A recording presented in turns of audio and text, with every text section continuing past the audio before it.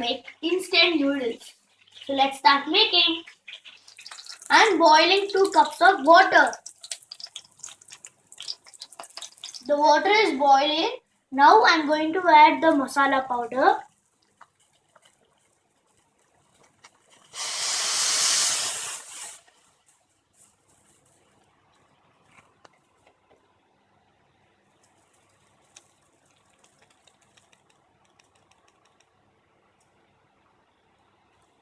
Now I'm going to add the noodles.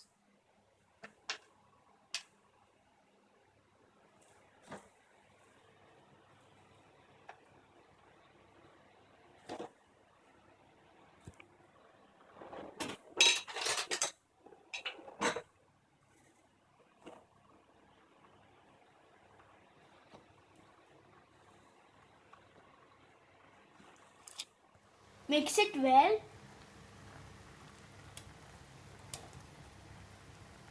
Let it boil for 3 minutes.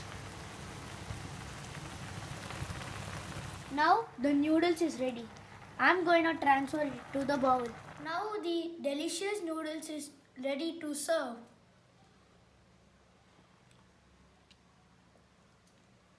Thank you.